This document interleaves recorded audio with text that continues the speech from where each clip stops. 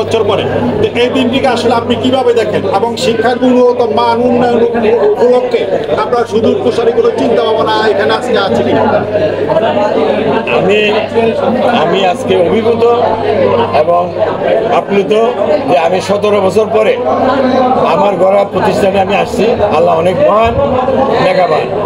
আর এই প্রতিষ্ঠানটা এটাকে উত্তরোত্তর জাতীয়করণ হইতে আরম্ভ করে যা কিছু করা দরকার আমি শিক্ষক মণ্ডলীকে নির্দেশ দিয়েছি।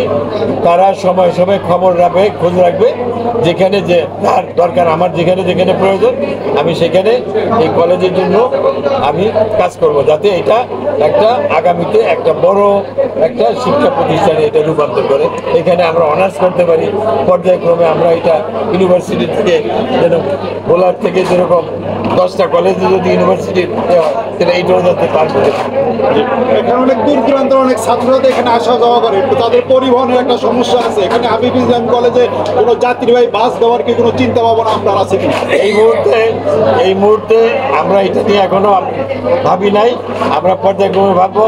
বাস মালিক সমিতির সেক্রেটারি সাহেব আছে, এই ব্যাপারে আপনাদেরকে উত্তর দিতে পারবেন, যিনি আমার পরিবারেরও একজন সদস্য। আমরা একটু জানবো যে আসলে যে হাফিজ ইব্রাহিম কলেজে অনেক দুস্থ অসহায় গরিব ছাত্রছাত্রী পড়াশোনা করে, তাদের আসা যাওয়া একটি সমস্যা সৃষ্টি আর্থিকভাবে, এই বিষয়টিকে আপনি কিভাবে দেখেন? বাস মালিক সমিতির পক্ষ থেকে হাফিজ ইব্রাহিম কলেজের ছাত্রছাত্রীরা যারা আছেন তাদের হাফ ফ্রি ব্যবস্থা আমি বাস মালিক সমিতির পক্ষ থেকে করে দেব, আমি কথা দিলাম।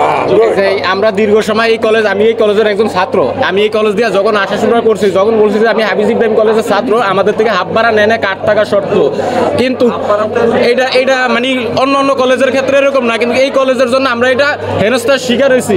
এখন এটা যাতে ভবিষ্যতে শিকার না হয় এটার জন্য আপনার কাছে একটা অনুরোধ থাকবে যাতে এই জিনিসটা